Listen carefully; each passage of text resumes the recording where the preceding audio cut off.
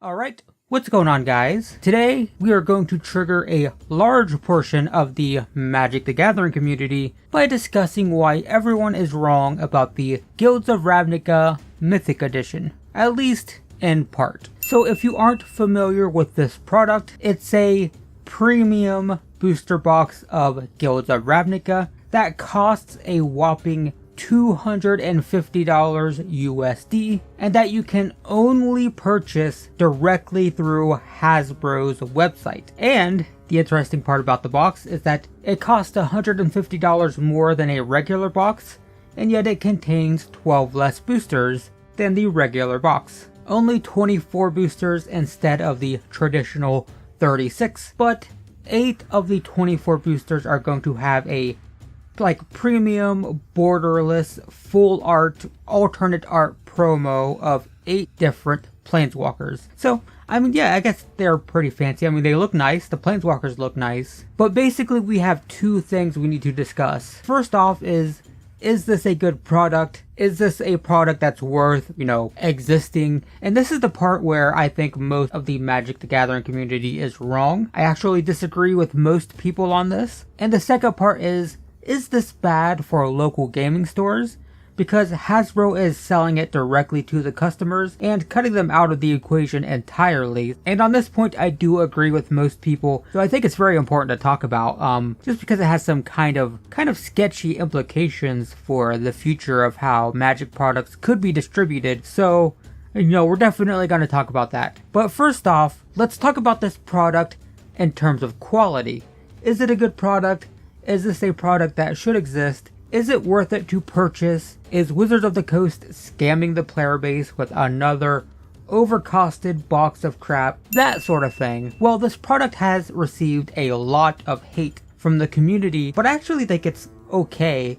I mean, it's an okay way for Wizards of the Coast to make a little cash without hurting those who don't wish to purchase it. The reason for that is simple. There is nothing in this that will negatively impact players who do not choose to buy it. It's a purely premium specialty product for people who want to throw their money at it, it's purely optional. I would compare it to collector's editions of video games. These are very expensive editions of regular video games that come with some shiny plastic and a few knickknacks and whatnot. And they occasionally sell for double the price of the normal game. So it's never been my thing. I've never been interested in collector's editions, but I think it's perfectly fine. I don't think there's anything wrong with them. I'm a cheapskate. I'm a cheapskate budget Magic the Gathering player, so it probably goes without saying that collector's editions of video games, not for me. But if someone wants to pay double for the extra bonus items, I mean, hey, whatever. That's fine. Not for me, but doesn't mean other people can't enjoy it. It doesn't hurt the aftermarket price of the game. All the stuff is just bonus, so it's just whatever, fine. If you want to throw $120 at a $60 game to get, a figure and some stickers and whatever, that's fine. I see nothing wrong with that. Not for me, but hey, you do you. And that's exactly how I feel about the Mythic Edition of Guilds of Ravnica. Is it for me? Hell no. No way. Not in a million years.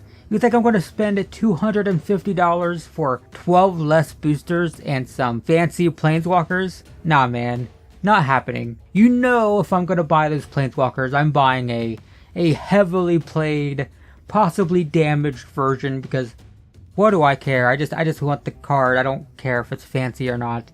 So, not for me. But hey, if you want to spend the extra $150 for, some fancy planeswalkers, hey, if you want to do that, that's fine. Doesn't affect me at all. Isn't going to affect the aftermarket price of those cards. I mean, it actually might lower them. But it's a purely specialty premium bonus for people who want to throw some extra money at it. So hey, whatever, that's fine. Doesn't hurt me, and it is a fine way for Wizards of the Coast to increase their profit margins by, siphoning money out of those who will pay up for some bling. So why not? It's good for Wizards of the Coast. It's good for people who want that, whatever. That's fine. Now, as for whether or not that extra $150 is going to be worth it, well, obviously it's hard to tell because we don't know what these planeswalkers will be priced at once they hit the secondary market. Here's something to consider though. You're getting 8 planeswalkers for exchange for 12 boosters that are being removed from the box. So if we go by MSRP of the boosters, they need to be worth $6 each just to make up for what you're losing from the boosters that are getting taken out. After that, they need to be worth at least $18.75 each to make up for the extra $150 that you're spending to get the Mythic Edition.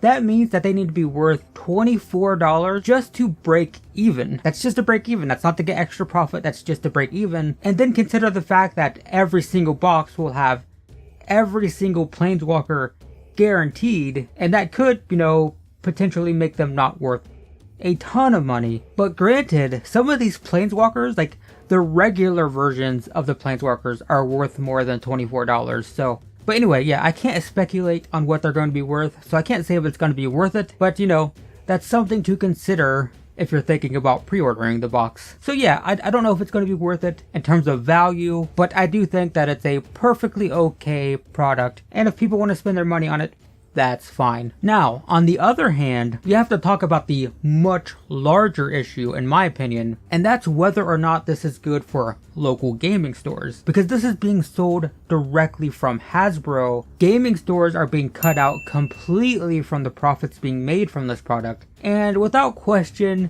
this seems like a massive slap in the face. I mean, this is a very lucrative product that is probably going to sell out on the first day, assuming it hasn't already. I haven't really been paying attention to when it goes on sale or whatever. Again, not interested in it myself. But anyway, there is a lot of profit to be made here, and the fact that they decided to completely cut out gaming stores is kind of a bummer, and it's very telling of WotC's priorities at the moment, which is, it's kind of disappointing. And look, I can play the devil's advocate for a minute here.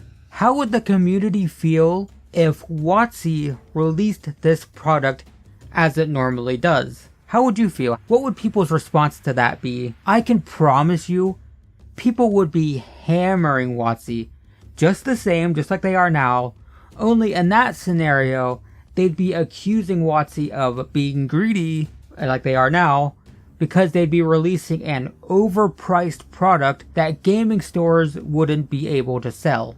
It's a risky product for local gaming stores. It's a $250 box of Ravnica. If you get stuck with a couple cases of them, yikes. So sure, you can make that argument. Again, that's not my opinion. Just to play the devil's advocate and try to, see it from their perspective. I guess, sure, you can make that argument. I guess. But why not allow gaming stores to accept pre-orders in store and just giving them a small commission for doing so? This would eliminate the risk on their end, and you would be mobilizing your army of gaming store owners into marketing the product for you. Literally, you have every gaming store owner in the country, because this is US and Canada only, I think, but you have every gaming store saying, hey, check out this cool product, look at these fancy planeswalkers, you should buy one. Instead, gaming store owners are going to be very opposed to this box. Do you think a gaming store owner is going to want their customers going online to order a box instead of ordering it through their stores? It doesn't make sense for, a gaming store owner to have a customer who wants to buy a box and being like, hey, instead of buying a box from me, why don't you go buy it from Hasbro instead? You can, get a fancy planeswalker. It doesn't make a lot of sense. So owners are actually going to do everything they can to get their customers not to buy this box. I mean, that's ludicrous. You've actually incentivized owners to discourage their players from buying this. I mean, it's kind of silly. And if they could just accept pre-orders through their store and get, a very tiny percentage of the profit, just like they do when they sell any other product, then they would push and promote it. And yet you've done nothing but incentivize them into discouraging the player base from ordering the product. But here's the worst part. Why is WotC doing this?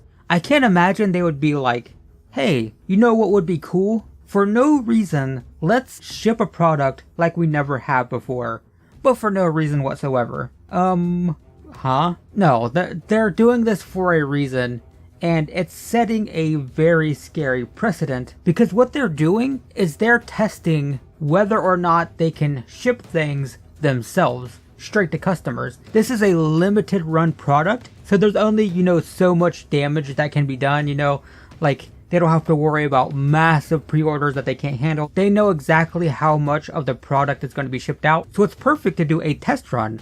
Let's just see if we can sell directly to customers through Hasbro Direct. And what happens if this product is successful? What happens if they can ship all of these boxes out no problem and determine that they could do a much larger payload of them? I mean, in that scenario, why have gaming stores and distributors at all? We can just sell directly to the customers. We've cut out everyone in the middle. It sounds great from their end, but for pretty much everyone else, it's kind of disastrous. But why else are they doing this? Why else would they just randomly decide to sell through Hasbro Direct unless it's a test run to see if they will be able to do it more often in the future? This isn't just like a one-time, let's randomly use Hasbro Direct to ship a product for no reason. It's a test run. They're testing to see if it's possible. And if it is, oh man, I don't know. It's a little bit sketchy going forward if they decide that, they don't need to sell to gaming stores at all. Yeah, it's kind of scary. Who knows what the future holds. So definitely something worth, discussing in this video. But anyway, that's how I feel about the whole thing. I think a premium, high-priced item like this is totally fine, nothing wrong with it at all, even if it's not for me. I do think, however, that cutting gaming stores out of the equation in regards to selling the product and marketing the product is a horrendously bad idea. But anyway, yeah, that's it. That's how I feel about the whole thing. Yeah, I've been doing a lot of videos like this recently. I've been doing a lot of kind of rambling, semi-ranting, opinionated types of stuff. So, yeah, this will be the last one for a while. How about we stop stressing ourselves out with this nonsense and just get back to playing some Magic? How about that? So, yeah, I'm going to start a Magic Online series probably this weekend. So catch me then with a brand new deck, possibly featuring Panharmonicon. And, yep, I will see you guys in the next one.